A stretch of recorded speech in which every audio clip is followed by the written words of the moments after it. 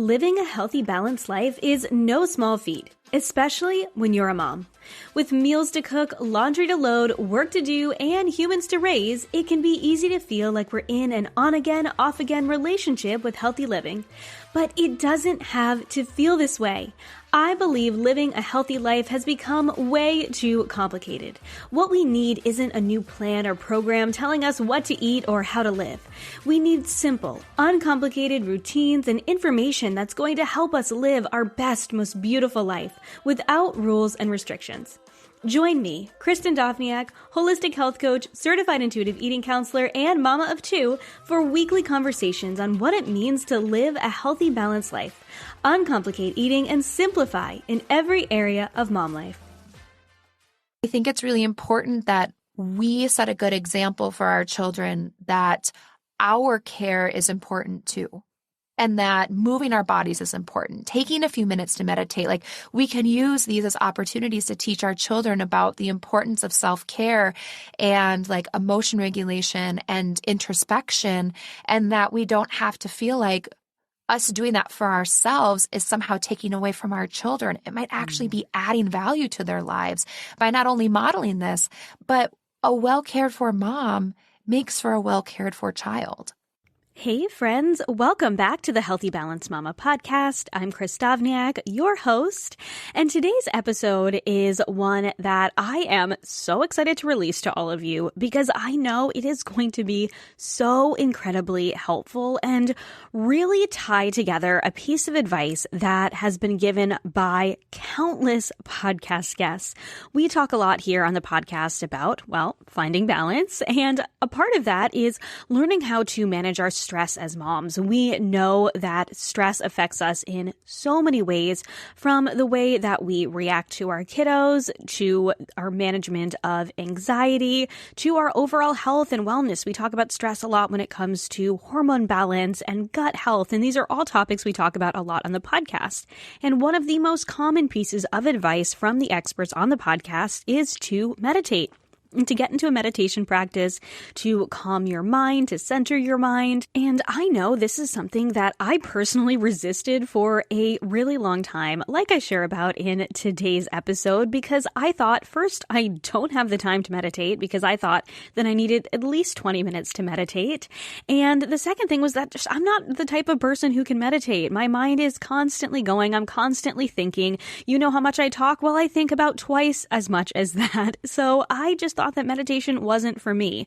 But I've struggled with anxiety for most of my life, and I have tried pretty much everything to manage it. And meditation is one of those things that I finally gave into after trying several different styles of meditation. I fell on guided meditation, and doing guided meditations has changed my anxiety and my stress levels and my morning routine over the last year.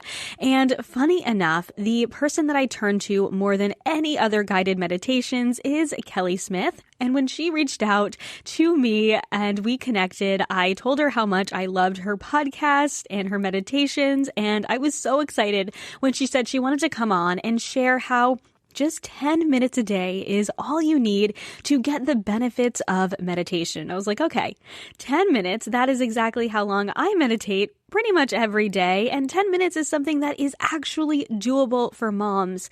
And so I was so excited to have her on and have her share her journey to becoming a meditation teacher, the benefits of meditation for moms, and exactly how we can get into a meditation practice in as little as 8 minutes a day. So for those of you who don't yet know Kelly Smith is a globally celebrated yoga and meditation teacher, founder of Yoga for You, and host of the iTunes chart-topping podcasts Mindful in Minutes and Meditation Mama. Kelly believes that there is not a one-size-fits-all approach to yoga and meditation and encourages her students to find their own personal practice, listen to their bodies, and find inner joy by accessing their most authentic selves and owning their power. Kelly specializes in the non-physical limbs of yoga and is best known for her master trainings in meditation, restorative yoga, and yoga nidra, and her international retreats. In this episode, we dive in right away by talking about how meditation is something that anyone can do. It does not have to be a religious or spiritual practice in any way. And so I just want to dive into this conversation, really encouraging you to go in with an open mind and maybe explore how meditation might be something that can help you in your mom life. So without further ado, here is my conversation with Kelly. Welcome, Kelly. I am so excited to have you on the Healthy Balanced Mama podcast. Hello. I'm so excited to be here and to be chatting with you. Oh my gosh, this is a topic. I was chatting with you before we officially started recording that I think I know so many mamas need, because the topic of meditation and fitting in meditation to your life in some way, shape, or form has come up with so many other guests, as a way to reduce stress, the importance of reducing stress for overall health, for hormone balance, just general mom life. And I hear from so many moms, they're like, all I hear is meditation, but I have no time to meditate. So you're going to share with us today exactly how we can make that time and why it's important. So I'm so excited to dive in. But before we officially jump into today's topic, I love to start with a little icebreaker. So what are you reading these days? So I'm reading a couple of things, and this may not, I'm reading something that's a little woo-woo right now, and I do love the good woo-woo. So a psychic recommended it to me, and it is a book called Ascension Magic, and it talks about all of these like really interesting like woo-woo things like the angel realm and the fairy energy. And it's not necessarily like what's always in my reading list. Mm-hmm. But this one woman in particular, Natalie Fowler, who's wonderful, she just felt like I needed to read it. And I love her book recommendation. So that is what I'm currently reading at night to put myself to sleep. That's so cool and different. I love that. We definitely haven't had someone talk about a book on Ascension Magic. Is that what you said? It's called Ascension Magic before? Yeah, it's called Ascension. It's called Ascension Magic. And I'm only a little bit into it. But it's very interesting, and we can talk about this later too. The only reason I hesitate to share that one particular book is because I feel like a common misconception is like meditation is like can be a religious practice or can be like against someone's religion, or that it can be like really into the woo-woo, and sometimes using terms like magic and things like that can make people feel uncomfortable. So it's the only reason why I hesitate. But I also I like to be honest, yeah. and I like to separate those two things as to like what I'm currently finding just really interesting and making me think in a different way, and like the work that I do sometimes. Yeah, no, I think that we can find things that are interesting to us. And just because they're interesting, we want to learn more about it doesn't even mean that we need to apply it to our life. Or maybe we do, maybe we don't. It's just sort of, what we find interesting and fascinating. I'm constantly researching and looking at different topics just because I find them fascinating. So I love that. And I love that you gave that sort of, I don't want to call it a disclaimer, but that explanation right off the bat that meditation can be for everyone. It doesn't have to be a religious or a spiritual practice. It really is about just really calming our minds, right? I mean, I'll have you explain it because you're the expert, but really silencing all those voices. And yeah, it doesn't have to be, it can be, but it doesn't have to be a spiritual practice in that way. Yeah, absolutely. And this is something that I personally love to speak on because I hear this a lot. I hear this concern a lot of people, worrying about, is meditation a religious practice or something that's against my religion, or, does it have the potential to be a spiritual practice that I'm not comfortable with? And, you do not need to read Ascension Magic in order to meditate. But I just love to clarify that meditation in and of itself is just single pointed concentration. So what that means is we're trying to take our minds from like a light bulb. We're walking around all day, energy's going in all different directions. And when we meditate, we're trying to turn that light bulb into a laser pointer. So we're trying to take everything and focus it on one thing. And what you choose as your point of concentration is up to you. It could be your breath. It could be a mantra or affirmation. It could be a feeling of loving kindness. It could be time that you want to spend as a devotional practice. But to meditate is just a verb. And it just means single-pointed concentration. So you get to choose what that point of concentration is. And although the practice itself comes originally from cultures that are deeply rooted in specific religious practices, to meditate itself is not a religious practice. And you get to choose what your point of concentration is.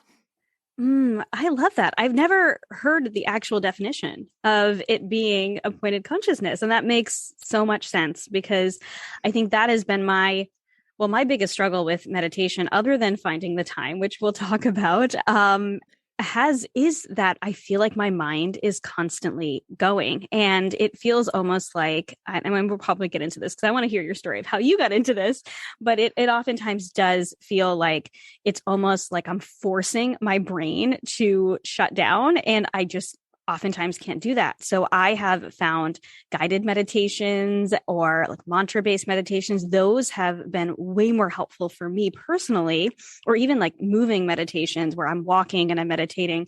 Actually, there was one of yours that I did walking like consistently all last summer. The walking, yes, Yeah. the guided walking meditation. Yes, yeah, because it was beautiful out, and it was a way to kind of really, I guess, you called it pointed consciousness, right? To really single point of concentration. Of concentration. I said consciousness. Yeah. Concentration. Oh my goodness. Concentration.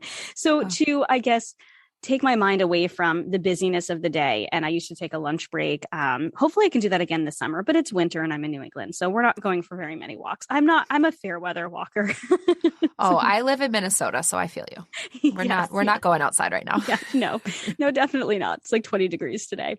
So anyway, yeah, I have found that the idea of pointed concentration, there we go, makes sense to me a lot more than when I used to hear meditation. I used to think, okay, I've just got to silence my brain. And that almost felt like something I had to force, and it felt even more stressful. And then I would avoid it. But the idea of going, okay, I'm going to concentrate my brain on something, and I can choose whatever that is, whether it is something that is spiritual or something that is a guided meditation on one thing or another.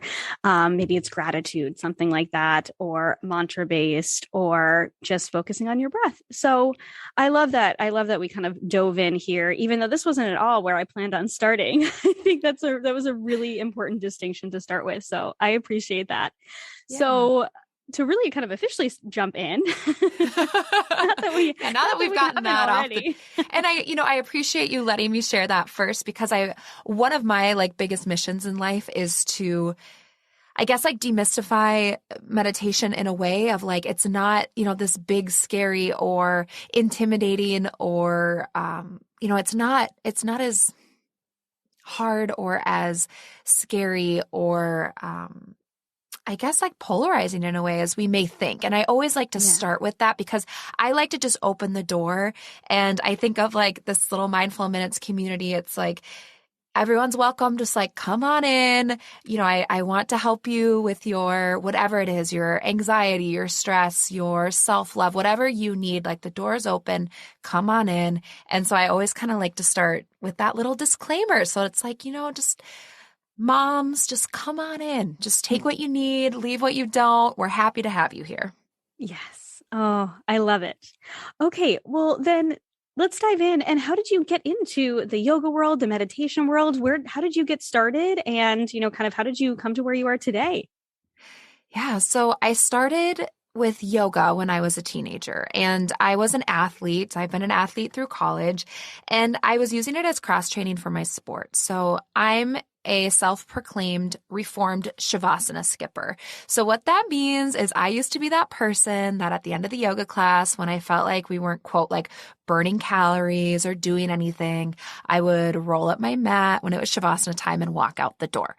So that is where I started, and it's been quite a journey to get to the point where I just teach meditation and things like Yoga Nidra, which can be like a 45-minute Shavasana in essence and restorative yoga. But I first was introduced to yoga as cross training and to get, quote, like a good stretch. And I was really focused on the physical of yoga. And it wasn't until a little bit later in my teenage years, when my mom was diagnosed with stage 3 breast cancer and I was her primary caregiver at that time, we started exploring some of these softer sides of yoga, some of these, less physical sides of yoga, doing meditation, doing restorative yoga. And that's when I was really first introduced into, I guess just like the softer sides, the less physical limbs. And although I didn't really do a whole lot with it at that time, my practice was still very physical. My eyes were really open to some of this, really just sweetness that can come with the softer sides of yoga. And I, just continued to kind of do my thing, went to college, was doing yoga. And I was always falling back on yoga during the times that I felt like I really needed it. So whether it was a time that my mom was in her treatment and, she's now in remission now. So we're very, very fortunate and very excited about that. Or if it was, struggling with just who I was and what I wanted in my college years, like yoga was always there for me. So when I graduated and I didn't know what I wanted to do with my life, as many do, I decided to take a 200-hour teacher training. And I did that this summer after graduation. And once again, my eyes are really opened to just this full, what yoga really is, which is there's 8 different limbs to yoga. One of them is asanas, the physical poses. Another one is meditation. Mm-hmm. And I kind of taught yoga on the side and pursued a career in management. And then I moved for love. And when I moved for love for my now husband, when he went to medical school, I had to leave my job. I had to leave everything. We moved to a rural part of the Midwest. And it was during that time that I decided I was going to, really let go of the fear and try to teach yoga full time. And one thing led to another, and I ended up opening a yoga studio in this space. And once again, I had a lot of students and clients where they didn't really care for the physical. They were there to learn how to tie their shoes on their own, right? Gain some mobility, to manage their stress, their blood pressure. And I believe as a teacher, it's my job to meet my students where they're at. So I went and got some more training in primarily some of the softer sides of yoga and meditation, so I could bring that back to my students. And I saw there was such a hunger and a need for it that I just have kind of, just done it from there. And just, I know that's not necessarily the best answer, but it's always hard for me to answer that question, because how do you really get from point A to point B? Like, no one's story is really linear. And I've always just kind of tried to lead with my heart and to meet my students where they're at. And I've always seen this hunger for connecting with something deeper and slowing down. And for me, meditation is one of the best ways to do that. And so I've just tried to meet my students where they're at, whether it's moving again and starting a podcast or doing trainings, and now we're here. Oh, I love that.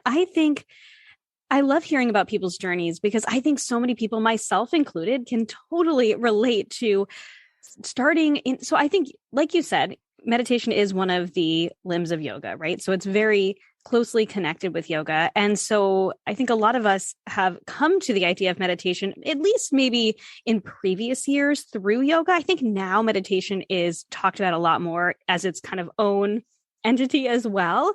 But I first learned about it through yoga as well. And for me, when I first started doing yoga, it was when I was a teenager as well. And it was all about the physical as well. And so really, I was the person who, I remember, like, as soon as I got into Shavasana, it was like my mind was constantly going, and I was like, when is this going to be over? I would never, it's not my personality to walk out. Like, for me, I would be like mortified to walk out. I would not be able to do that, but my mind was gone. Like, my body was still there, but my mind was gone. So meditation was something that I just kind of decided wasn't for me for the longest time, because, like I said before, it felt a lot like I was forcing my brain to shut down, and that just didn't necessarily work for me. But I've also, for me, I've struggled with anxiety for a long time, really my whole life. And I think I just only really recognized it probably 5 or 7 years ago, that that's what I was struggling with, or put a name to it. And meditation is something that has really helped me through that.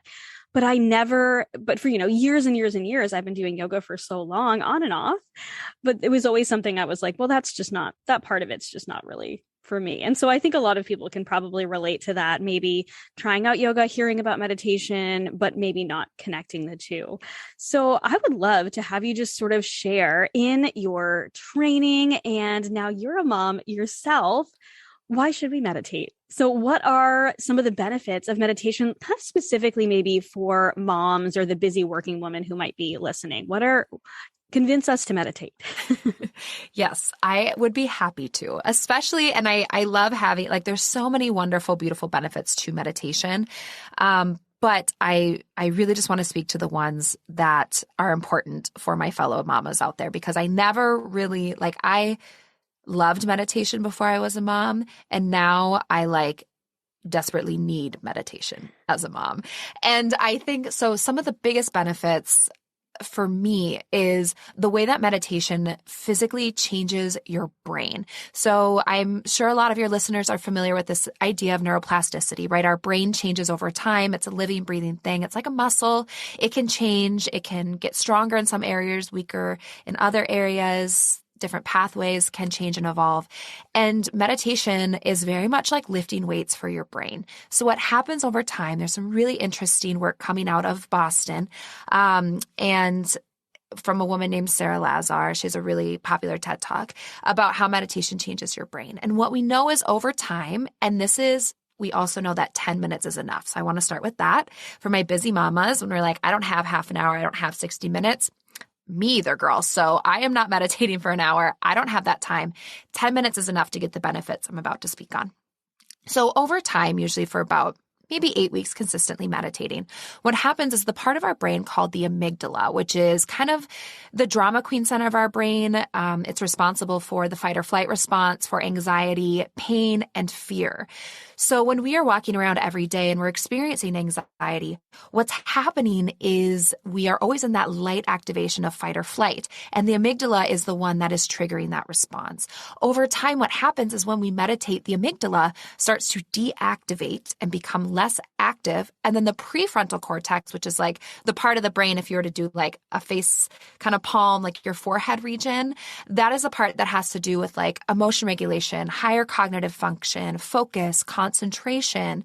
That part gets activated and becomes stronger. So what happens over time is the part of our brain responsible for pain, worry, and anxiety gets smaller and less active, actually reducing the physiological anxiety responses and pain and worry responses we have, which I think almost every mom, there's something about like once that human exits your body, your capacity to experience worry, fear, and anxiety seems to like multiply by a million.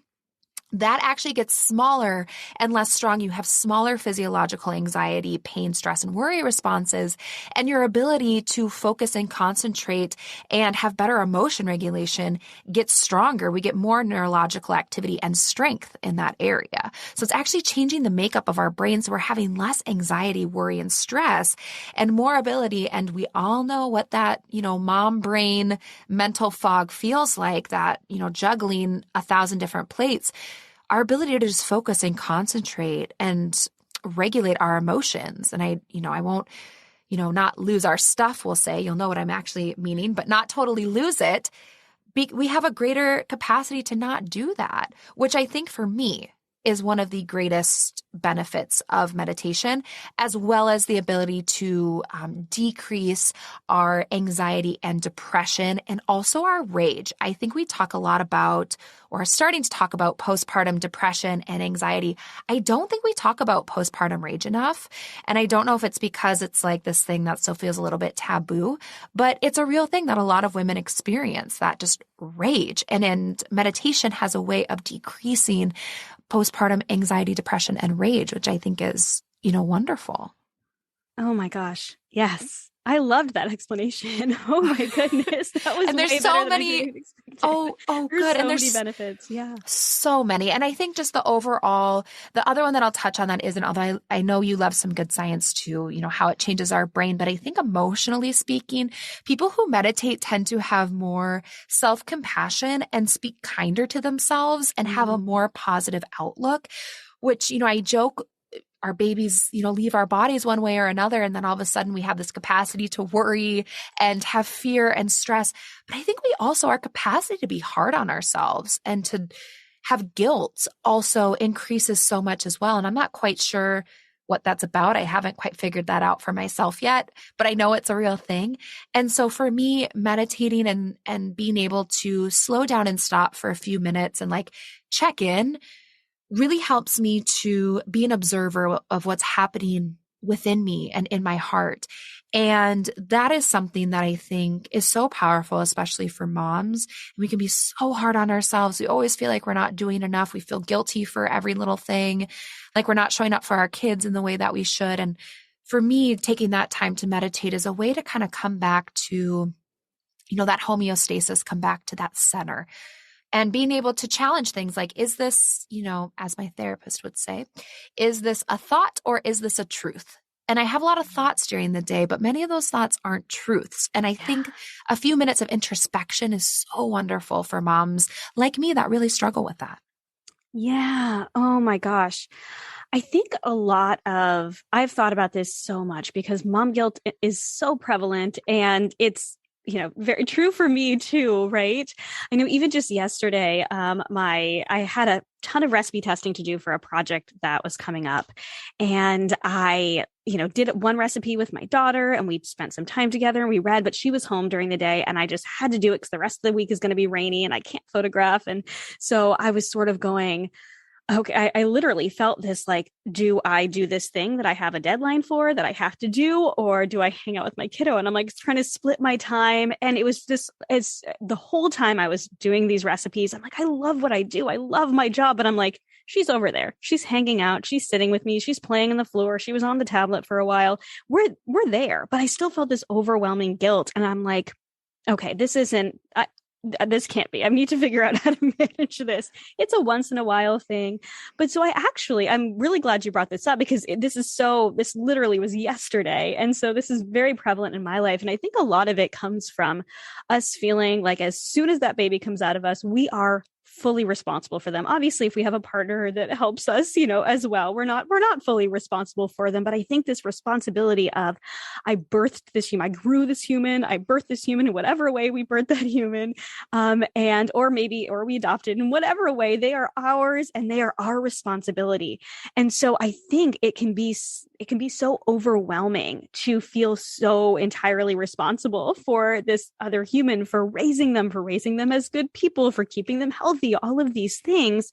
And I think in that, oftentimes what I see, especially, talking to so many guests on the podcast and talking to so many women in the community, I think sometimes we take that responsibility and we turn it into guilt, and we don't take the time that we need for ourselves to learn how to regulate our own emotions or take care of ourselves, because we feel that pressure. And I'm speaking for myself and also, the women that I've talked to. I think we feel the pressure to take care of them so much that we forget how important it is to take care of ourselves with things like meditation, so that we can show up for them in a way that is more calm and centered and less worried and less anxious. And I don't think there's any cure for mom guilt or anxiety, but I do think that, there is for anxiety. I should say mom worry. There's a lot we can do for anxiety. I shouldn't say that. But for like the mom guilt and the worry that just sort of comes along with the like responsibility of raising this human and wanting to raise them well, I think it's a signal that you're a good mom too. Like if you care so deeply about your kiddo that you are feeling guilty when you're not spending time with them or whatever it might be. That was my truth yesterday. So I'm just going on a tangent, but I do think a lot of it comes from feeling that like really deep responsibility, and it comes from a place of love and care. But then I think sometimes we end up forgetting that we need to do those things to take care of ourselves for them. Absolutely. And I don't even think this is a tangent, because I think even this conversation is so important for moms to hear. I mean, even just like from one mom to another. And I'm currently at a stage, my little guy is 1. We just call him, as you know, we call him baby pork chop on the podcast. But pork chop is 1. And so I'm at a stage in life where a lot of my friends are having children. Everyone's kind of in the baby boom right now. And this is something that we talk about a lot. And I think there's so much shame around like mom guilt, or we are all carrying this around, or so many of us carry this around. And it's a very, very real thing. And if you're feeling that, one, you're not alone. Like I feel it too, especially. And I think no matter what your circumstances are, like, I mean, obviously I work, and I've been feeling a lot of mom guilt around. I lead a lot of meditation retreats, and I'm heading out on one at the end of the month, and I'll be gone for about a week. And that's the longest I've ever left pork chop. Mm-hmm. And I have a lot of mom guilt about, going to leave for a week for this work trip and, to go have a meditation retreat. And it's something that I'm working through. But I think whether you are a mom who works, whether you're a mom who stays at home, whether you're a mom who does a hybrid or whatever it is, you do carry this guilt. And I think there's something, like you said, it comes from love, but at least for me, it also comes from this idea of like, well, I'm his mom. And like, there's such a weight and an importance and this responsibility that we place on ourselves. And it's like, and I think you said it so beautifully, like, it doesn't matter how you became mom, whether that was, biological mom or adopting or surrogacy, however you became mom, you're now mom to this human or humans. And I think we take so much responsibility on, and we care so much about that, and we want to do the best for our children.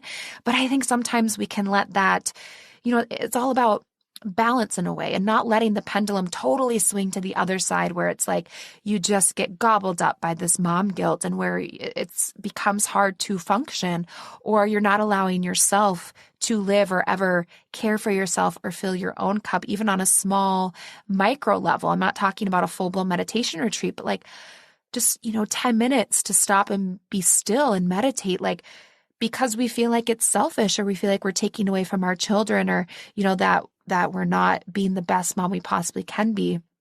And a friend of mine recently told me, when I had a very similar conversation with her, and I felt very bad for leaving my son at like the play lounge. I was doing like a bar class, and he was upset. And then I came back. He obviously had been upset while I was gone. And I was like, I don't know how you do this. Like, I felt so bad. I was just next door, sculpting my butt cheeks, and my kid was crying for me. And she was like, I think it's really important that we set a good example for our children, that our care is important too, and that moving our bodies is important. Taking a few minutes to meditate, like, we can use these as opportunities to teach our children about the importance of self-care and like emotion regulation and introspection, and that we don't have to feel like us doing that for ourselves is somehow taking away from our children. It might actually be adding value to their lives by not only modeling this, but a well-cared-for mom makes for a well-cared-for child. 100%. Oh my gosh. I can notice a direct relation to me not taking care of myself. And I've talked about this a lot on the podcast, but specifically my mornings, like my morning routine is what centers me for the day. And whenever I don't get in, and for me right now, my routine is literally just, it's literally just, I have a green juice, and it is a powdered green juice. It is nothing fancy. I am not like juicing cucumbers and anything like that first thing in the morning, just so everyone is clear. That's just what feels good for me. I have my green juice. I sit down, and just because I like to have water right away, and that's my current choice. And I do a 10-minute meditation, and then I journal. And if I just get those three things done together, take me 25 minutes. But if I don't, and if I mean, sometimes I have to sleep in because my body needs it, and I think that's totally great. But if I snooze too much and, maybe start on some work or something like that first thing in the morning instead of doing my meditation and journaling, then I am not the mom I want to be. I'm not. I know that I will snap at my kids and I'll have to apologize. And we're talking, this is like 7 a.m. and it's like, get your socks on. I'm like, whoa, where did that come from? Talk about rage. And I can directly link it back to not those little moments of taking care of myself, I think matter way more than I realize until I don't do them. And that's just been my personal, being someone who has struggled with anxiety, and just really overall like emotional regulation. That's something that has just made such a huge difference. And I'm really glad that you mentioned earlier that it's just, wow. I lost my words there for a second. It's because of all the, it's all the goodness happening right now. Yes. So I'm really glad that you mentioned earlier that we really only need 10 minutes, and that the studies say that we really only need 10 minutes. Because I think there are so many studies out there now on meditation or coming out on meditation, and it's everywhere from like 5 minutes to hours a day. And as busy moms, I don't think any of us have hours a day to meditate. Nope. I mean, you do you, but if you've got hours a day to meditate, awesome. But I do not have hours a day to meditate. So is 10 minutes sort of that sweet spot for the people that you work with? And when is sort of like the best time of the day to meditate? Is there a best time of the day to meditate? So the best time to meditate is the time you're most likely to stick to.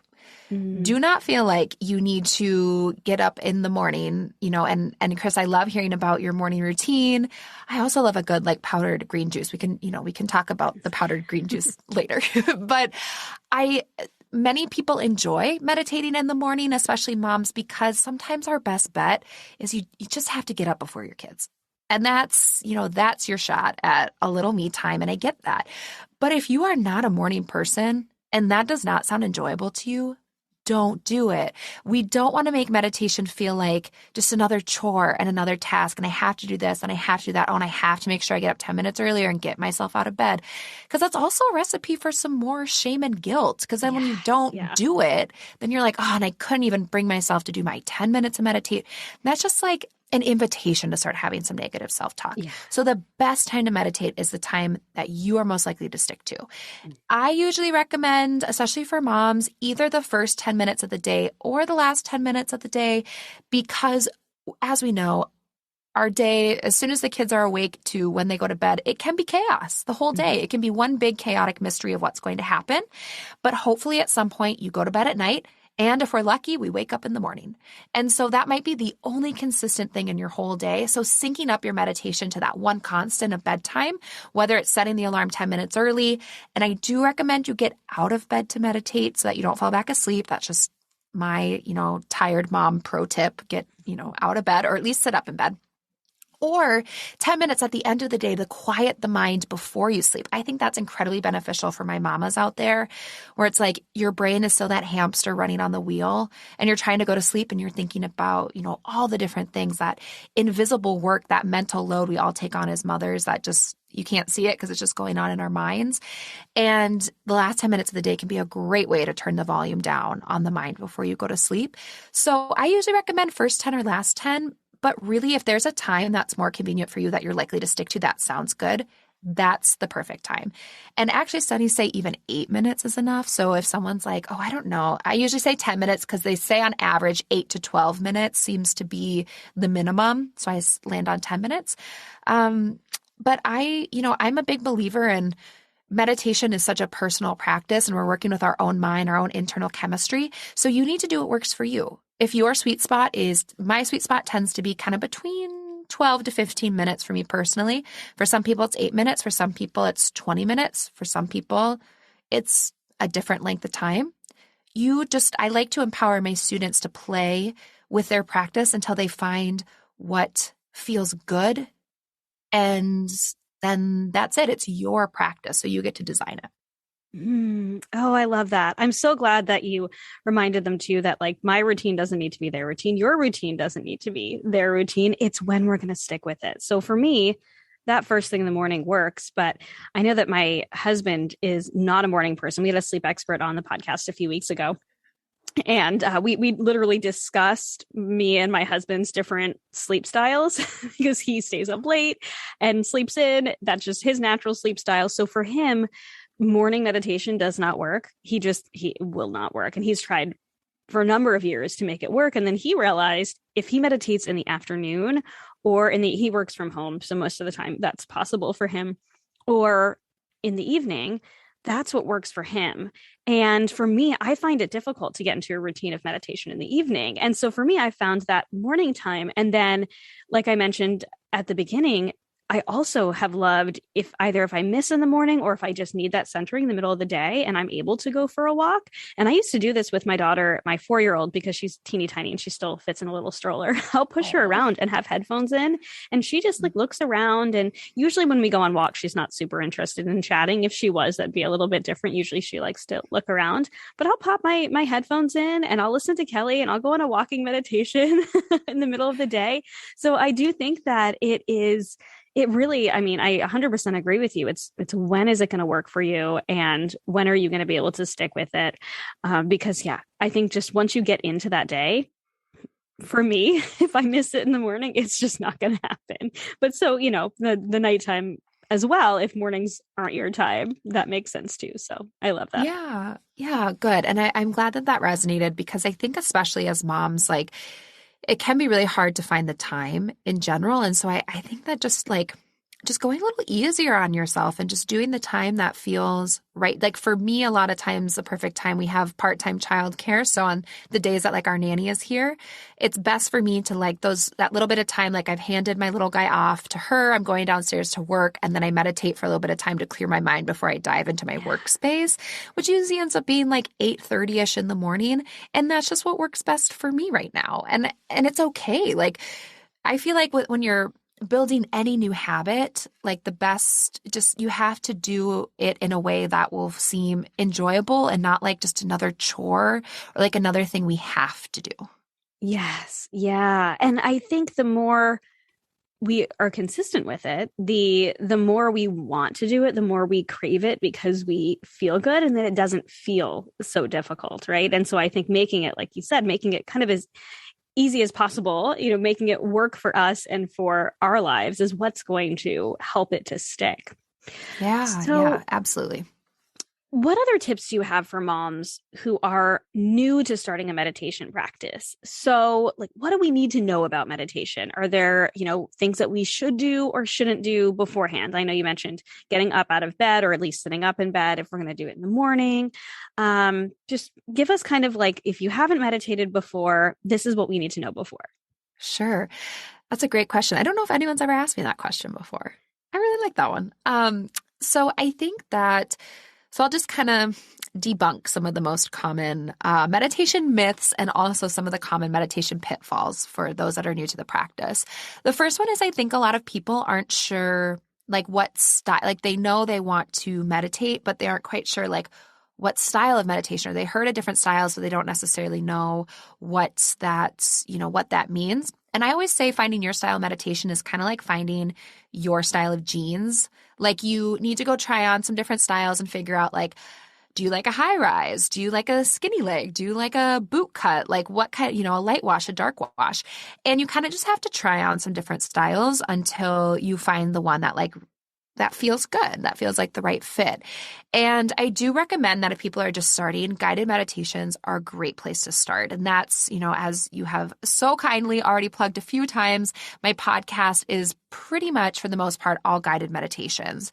And they're all less than 20 minutes, and each one is a little bit of a different style. So there are like some walking meditations, some breath meditations, ones where you use a lot of visualization, and they all have different topics. And I design it that way on purpose because I want my podcast to kind of be this just like this little like buffet of different styles and topics of meditation. So people can take what works for them, leave what doesn't, and also try some new things.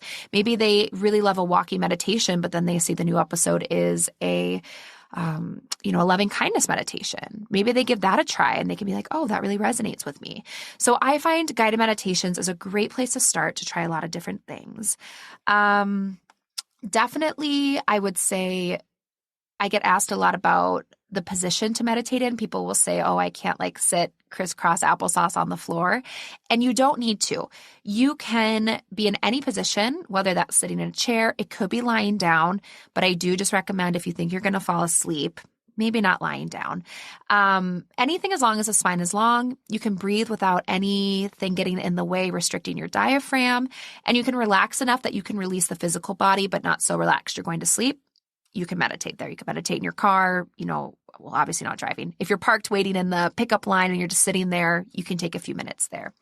The other thing is what I hear probably more often than anything else is when people hear what I do, they're like, oh, that's so great, but I could never meditate. Like my mind is so busy. I'm so like ADD. And like I actually have pretty intense ADHD and dyslexia from childhood. But when people tell me, oh, my mind's so busy, I can never meditate, I always say like, well, that's kind of like saying like you're too dirty to take a shower. Like, how are you going to remedy that problem? And I think that there's this idea that meditation is somehow we like just our brains are a light switch and we're just going to turn our minds off. And then there's going to be like nothingness. And that's not what meditation is. And meditation, a big part of the meditation practice is the distractions. It is the mind wandering. It is the intrusive thoughts. And what we're trying to do is every time we get distracted, which might happen 100 times in an 8-minute sitting, you might, find that every 1 to 2 seconds you get distracted, and that's okay. But I like to tell people, remember the 3 R's, which is recognize, release, return. So just recognize you're distracted, just release it. There's no judgment. You're just like, oh, I'm thinking about my grocery list again. Just, set that aside and then return to your point of concentration. And you might have to do this like 100 times. And what we're working towards is not just like turning the brain off for nothingness, but over time, what you'll find is maybe instead of every 1 second or every 2 seconds you get distracted, maybe it's every 4 seconds or every 5 seconds. And you start to extend the time in between distractions. But distractions are an essential part of the practice, because if there are no distractions, there'd be no point in meditating. We'd just be walking around like in this Zen state all the time.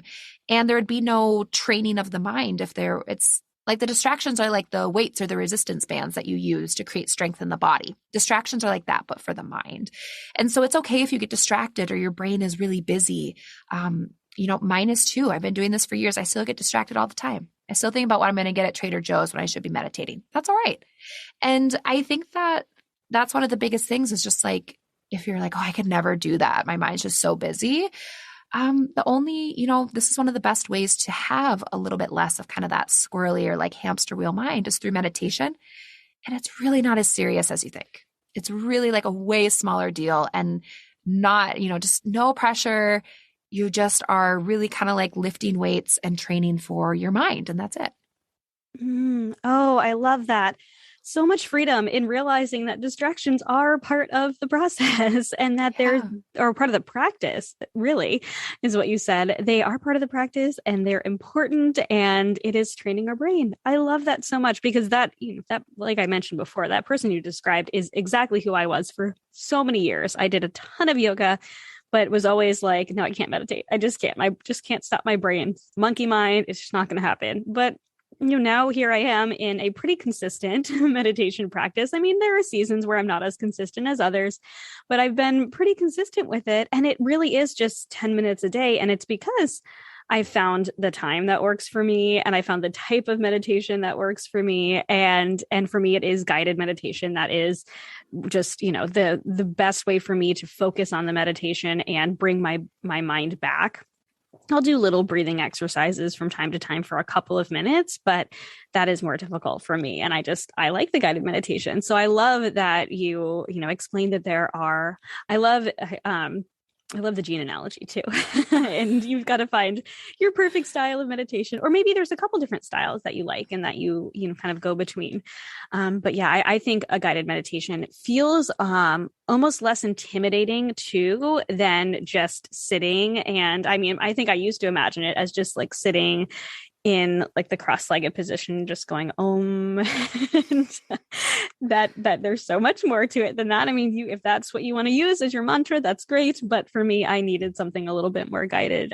So I love that, finding what fits for us, finding our best fit for meditation, and that distractions are a part of it. And it is training They're our an brain. important part. Like I always tell people, I recently ran a small group, like a meditation accelerator. We talked a lot about distractions as we were sitting longer.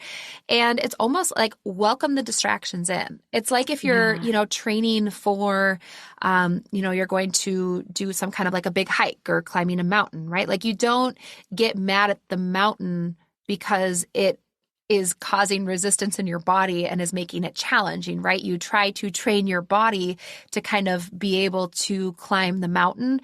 And in like distractions are very much like that. Like don't get mad at the distractions of like, shopping list, how dare you pop into my mind? Like that's the mountain that then you can just train your body to be able to handle and to be able to climb.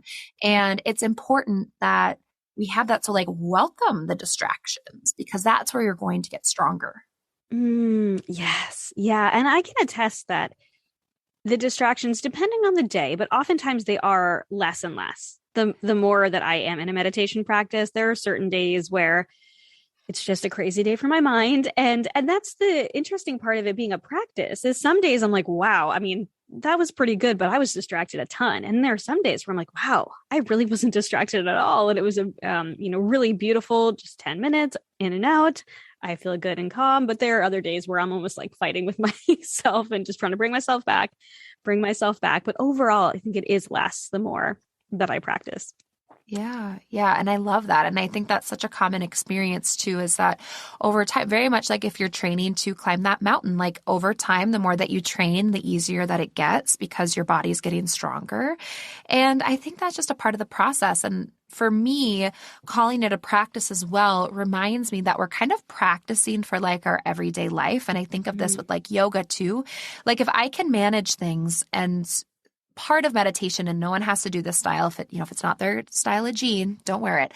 But something that I work on with students sometimes is being able to sit with the uncomfortable, whether that be sitting with, not trying to like create more anxiety in your body, but like sitting with your anxiety and being able to continue to breathe and to try to not just automatically like shut it off, goodbye, done, but to try to sit with it because we're practicing in kind of this safe space within our meditation.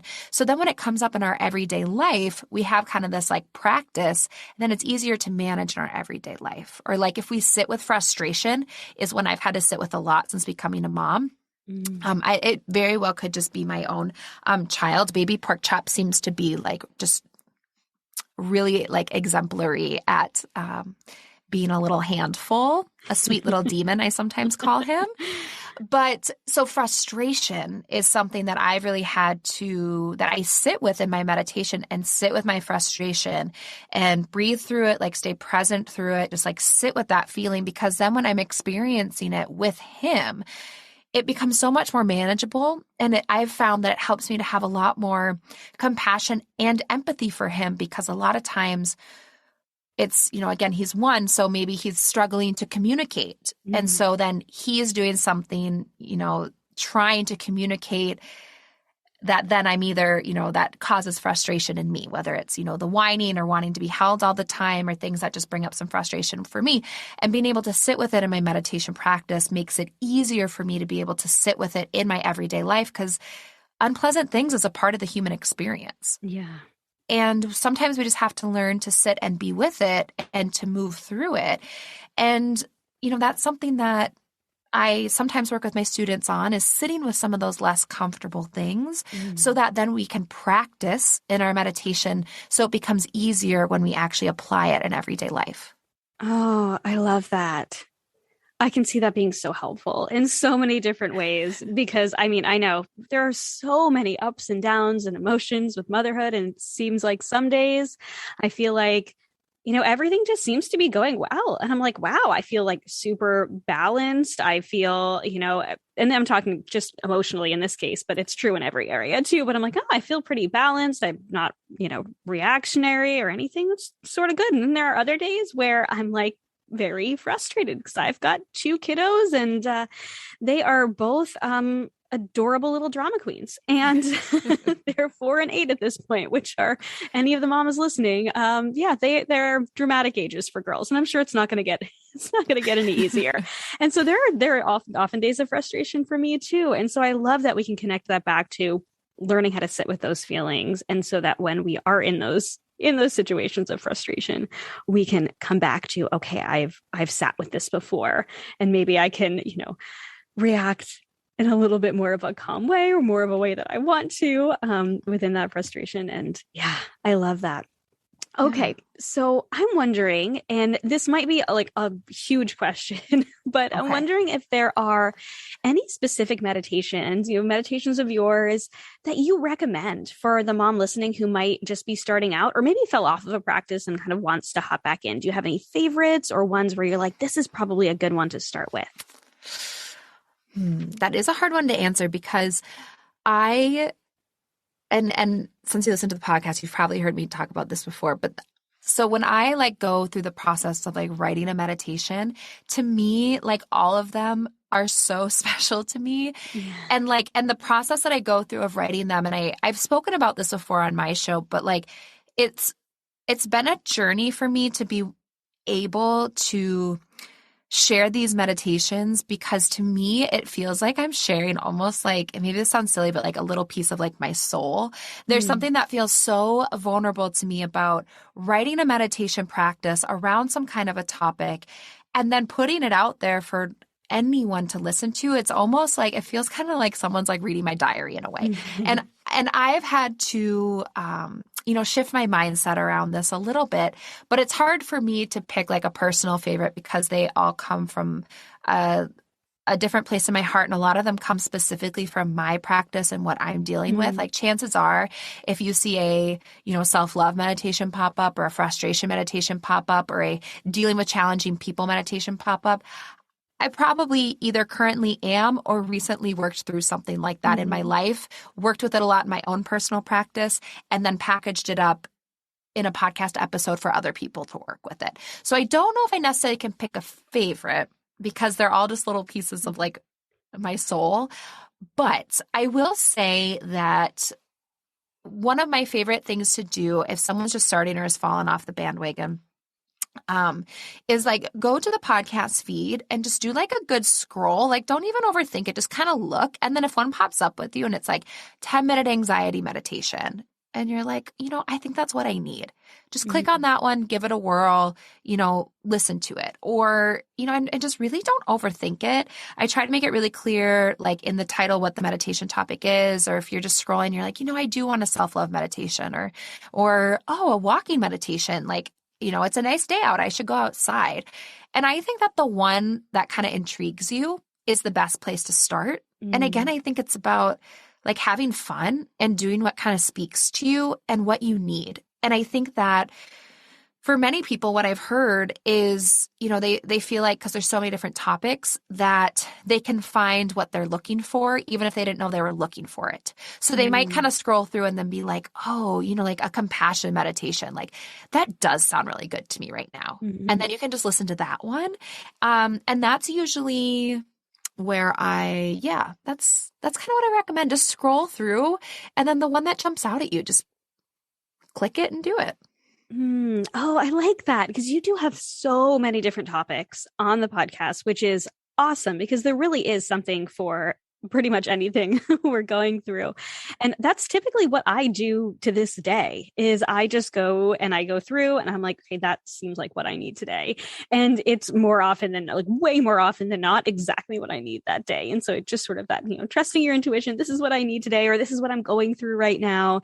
And then I saved some of my favorites too. Not to be, not to call out a specific app versus another one, but there's one podcasting app where it's much easier. I find it's easier to save meditations or save podcasts than others.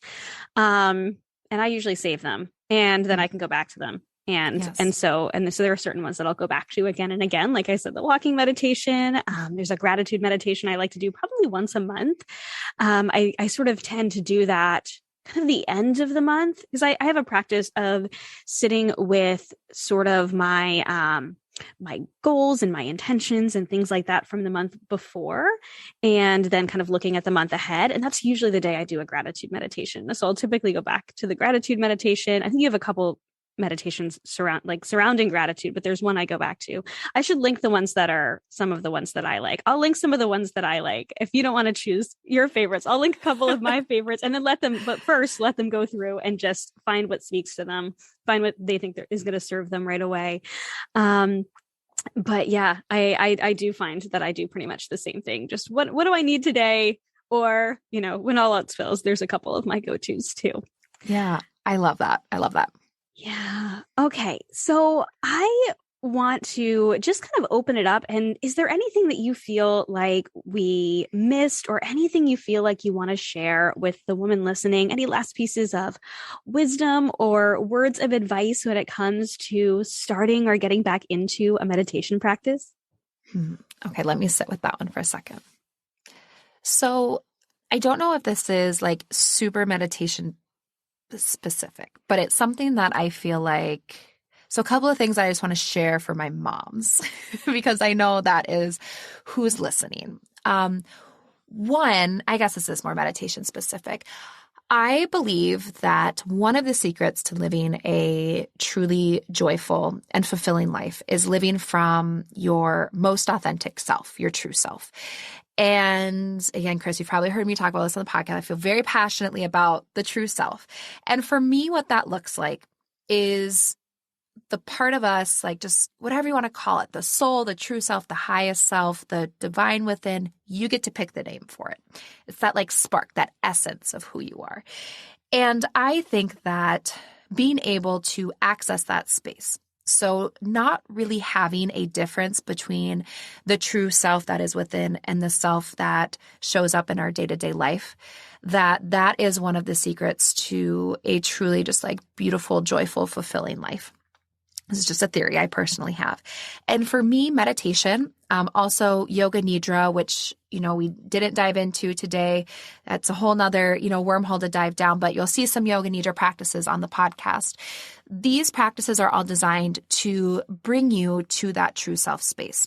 And my hope is, and this is something I've, really doubled down on and really appreciated ever since becoming a mother, is being able to connect to this true self space, is something that is so powerful for a few reasons. One, I imagine everyone listening knows what it feels like, like unsolicited, like mom advice.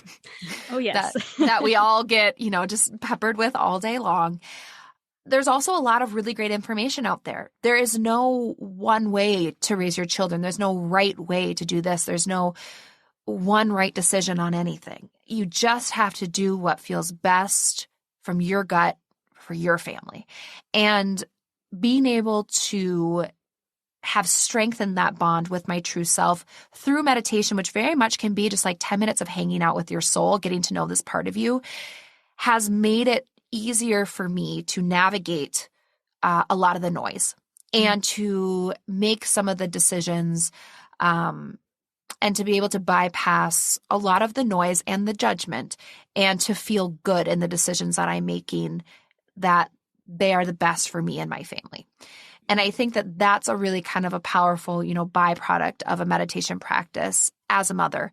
I also think that as a woman, being able to, or as a human, however you like to identify, but for me, identifying as a woman, being able to connect to my true self space and to be able to check in with what makes me happy, what brings me joy, what fills up that space, that soul space for me, has really helped me to, in those moments of darkness, moments of challenge, moments of feeling like I'm losing myself in a way in motherhood, is a wonderful tool for me to be able to return to that true self, that true north space, and to check in and be able to almost like pull from like just the wells, like the infinite like depth that is within that space, and to tap into that has been one of my kind of like secret weapons, I guess, through navigating some of the challenges of motherhood. And, I can't exactly say why I feel pulled to share that right now, but as I was reflecting on it, I was like, I just need to share this. And I think part of it is just because it can be so easy to lose yourself in motherhood at times and to give everything to your children and to want to give everything to your children. And that's beautiful and that's wonderful. But we also need to, I think, be able to check in with the self, the true self. And it can really help with a lot of the noise and a lot of the judgment or the well-intentioned people around, and even just things online, right? And to me, that has been one of the kind of just motherhood secret weapons that I feel like I've been able to tap into as I navigate this. So I just feel like sharing that.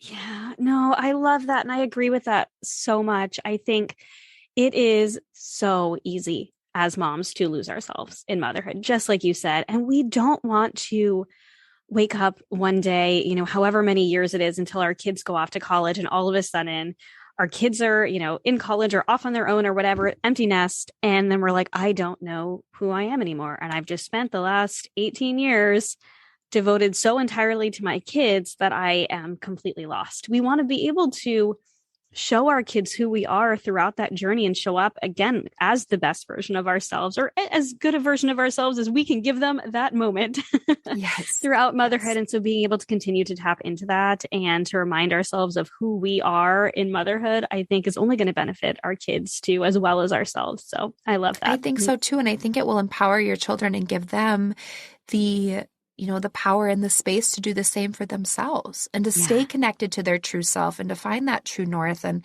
at some point along the line, we just as humans start to lose that. Or, we get, opinions from other people or judgment, or social media is telling us, we should be one way. And I think one of the best gifts we can give our children is the courage and the space and the, what's the word I'm looking for? The, I guess the permission to be their most beautiful and authentic selves. And I think there's no better way to give your children that permission than doing it yourself. When you do it for yourself, you're giving permission to the people around you to do the same. Yes. Oh, I love that so much. Oh my goodness. What a perfect note to kind of start to wrap things up with. So I have some fun little rapid fire questions I love to do at the very end, which I want to do with you. But before I do, I always love to ask, where can my listeners connect with you? So share about your podcast. You actually have 2 podcasts now. Share about your podcasts and all of the resources you have on meditation for our mamas. Sure. So my main podcast is called Mindful in Minutes. It's all short guided meditations. And then once or twice a month, I do a shorter freeform episode where I talk about whatever I feel like talking about. And then I have a spinoff, which is just a limited release. It's called Meditation Mama, and it is all prenatal meditation. So if anyone is currently expecting, there's meditations that can help support you during your pregnancy. They're ones I used during my pregnancy. So there is that. And then my website is always a good place to start, yogafreeonline.com. There's some free resources like a free 7-day meditation challenge, morning ritual builder, different things. Then if you want to speak to me directly, I answer my DMs on Instagram. My handle is @yogafreeonline. So you can always just send me a message if you have questions about any of this or want like any guidance. I answer my DMs. So you can always, catch up with me over there. Awesome. Oh my gosh. And as the listeners have probably realized from me mentioning it over and over again, I absolutely love your podcast. Your meditations have made meditation possible for me when I was like, okay, I really want to make this a practice again, but I feel like I don't have time. And like the 10 minutes, it truly is enough. And you have such a huge variety of guided meditations. It has really made meditation a practice in my life. So I am so grateful for you. That you don't even know how much that means to me to hear. So I appreciate you sharing that. Absolutely. Okay, a few fun rapid fire questions before we officially wrap up. So first one, coffee or tea? Coffee. I love coffee. Always. I like coffee in the morning, herbal tea in the evening. That's what I do. Yes, perfect. Okay, podcast or book? Podcast. But that's a hard one. Yeah. What did you eat for breakfast this morning? Oatmeal. Oh, so good. With berries. Gotta put the berries on it. Gotta get a little bit of that fruit. Yeah. What is your first choice if you are ordering takeout? Don't have whatever I'm craving. Whatever the true self wants, the true self gets. I love it. It applies to my stomach. Are you an early bird or a night owl? Early bird. Me too.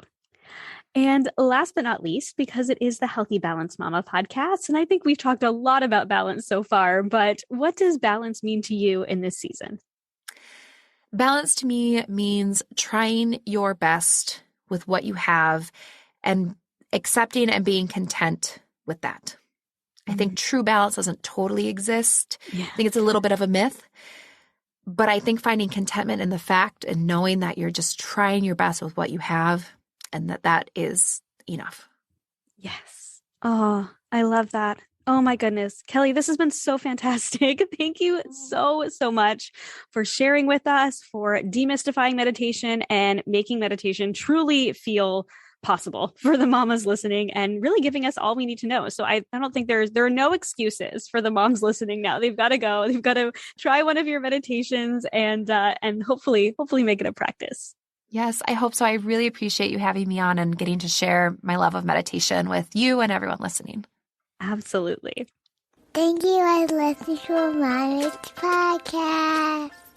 Thank you so much for listening to this episode of the Healthy Balance Mama podcast. If you loved it, would you take a screenshot and share it with a friend over on Instagram and tag me in it? It helps me so much to know what you love and are taking away from each episode. If you really loved it, would you hop over to iTunes and give me a star rating and review? Every rating and review helps this podcast be seen and heard by more women who need to hear the message of balance and wellness without deprivation. It's the best free gift you could give me.